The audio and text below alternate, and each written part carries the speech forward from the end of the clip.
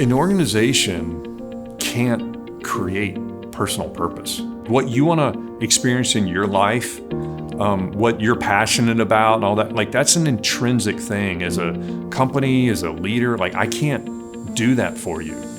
What I can do is create a place, an environment, and clarity on what we're trying to do as an organization and the way that I'm going to lead so that you can figure out if your personal purpose and beliefs aligns with what we're doing so that you can opt in or opt out.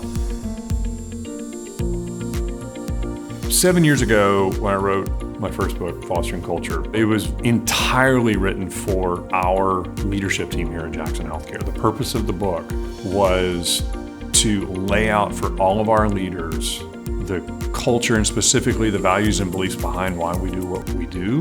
And as I talked about culture, and I talked to leaders about being intentional about culture, it really implies that as a leader, if I want to be intentional about the atmosphere I'm creating for the people I lead, for questions like, how do I want the people I lead to feel? It leads back to some really personal questions about my values and beliefs, the things that are important to me, and really what I want the outcome of my leadership to be, which really is a reflection of what do I want the outcome of my life to be. And so the second book is not a business book like the first one. It's not even a leadership book like the first one. Although it has implications for business, it certainly has implications for leaders, but it's really written for anyone who is thinking about some of the deeper questions of life and thinking about how they can live out their purpose in their life.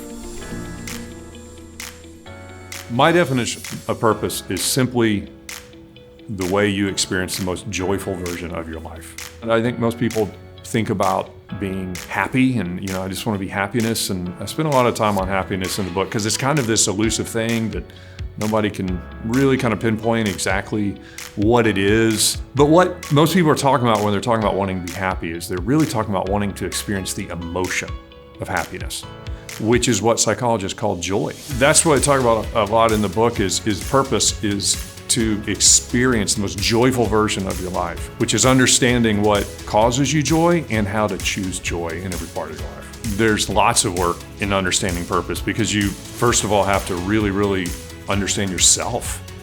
Understand what you're passionate about, what you're good at, the things that bring you joy naturally, that you enjoy, and all those sorts of things. Thinking about legacy, not from the what's going to happen years after I'm gone, but the impact that I get to have on people today and those people that I care about in the future, including the future me. What's the legacy that I want to leave to myself? What's the experience of life that I want to have 20 years from now? And how does that impact the choices I make today about how I spend my time, what I consume and eat and drink and do, how I invest in my relationships today, what I do in my job, how I work, like all those sorts of things are leaving a legacy for a future me. And so I think these are all kind of three really important things to think about as we think about how we want to experience our life today.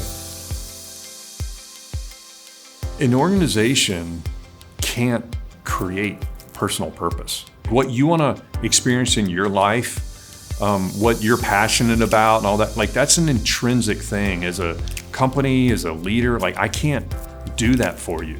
What I can do is create a place, an environment, and clarity on what we're trying to do as an organization and the way that I'm going to lead so that you can figure out if your personal purpose and beliefs aligns with what we're doing so that you can opt in or opt out. I think there's been some misunderstanding over the last several years in leadership circles around this whole talk of purpose because leaders think, I need to come up with some lofty sounding purpose that we're going to change the world so that people will say like, oh yeah, like that sounds good to me, and now I feel like I have personal purpose because of this. And so, this kind of goes back to the whole idea of authenticity as a leader.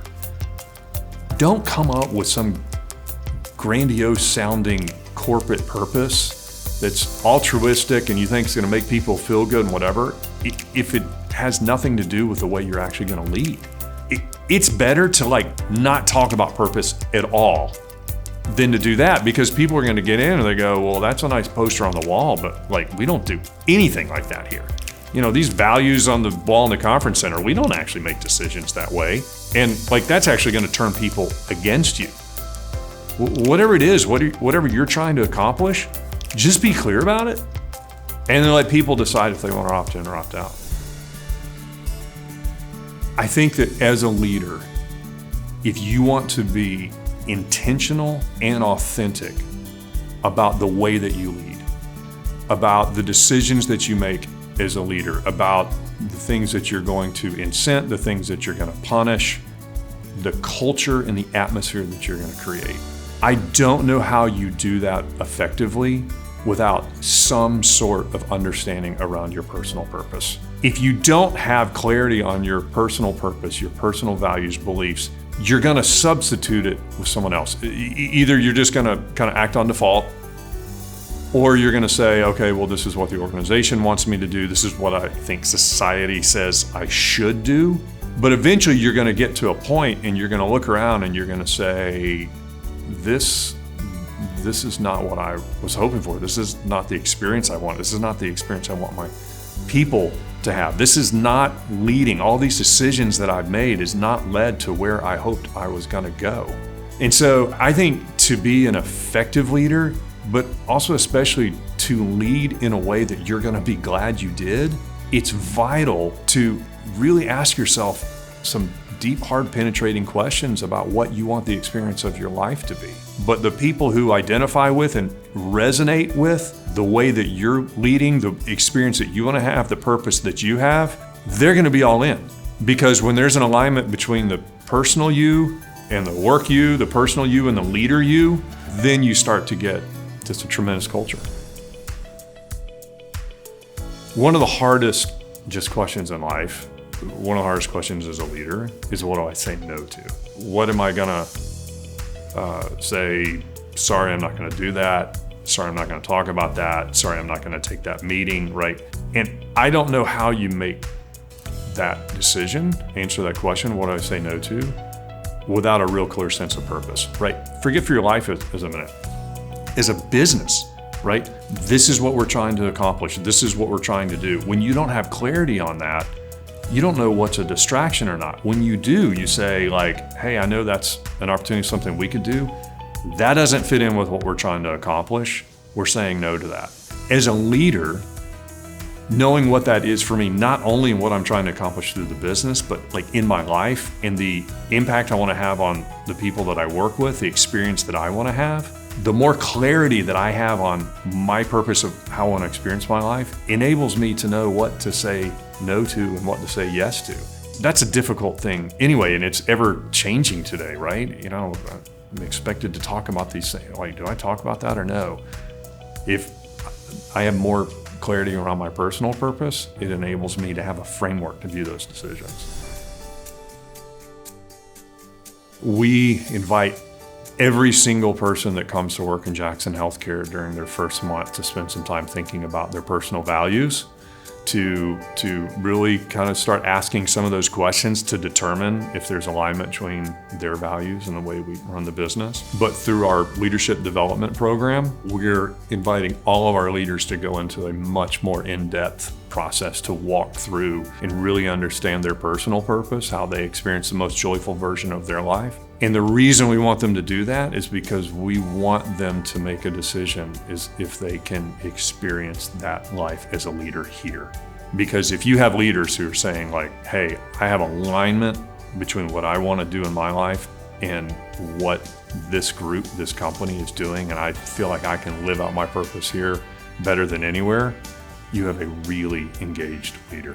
Anyone that's joining a group, much less anyone that is part of leadership in a group, but all of us when we join a group, we're just looking around and we're going, do I fit in here?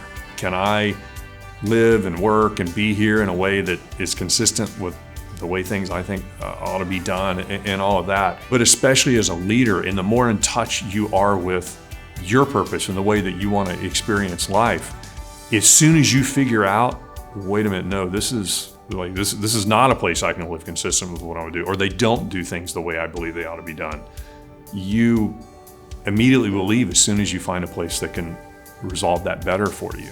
And so I think that's true for anyone in an organization, but especially for leaders, which is why we want leaders who have tremendous understanding of their personal purpose and really see a path to living that out here. I think you're seeing, it's interesting, an earlier shift in people being purposeful around making a choice of trade-off between earnings and the time to be able to explore other parts of their life. I think most people, when they get later in life, a lot of people start making that choice, right? It's like, I could accept that promotion, but that's going to mean less time with my kids, or I could keep working, but I want to retire, right? Those are the kind of choices that people make for a long, long time. What's interesting is you're having younger people be more conscious about making that choice earlier in their life, maybe than some previous generations did. And I think as leaders, realizing that that's where so much of our workforce is, so much of our population is, makes it more incumbent on us than ever to not just rely on, oh, well, I'll pay you money to do this, or I'll assume if I pay you more that this is going to. No. People are looking at their job, their employment, their career as part of the tapestry of their life, and they're making more of those trade-offs earlier on. And I think that's a wonderful thing.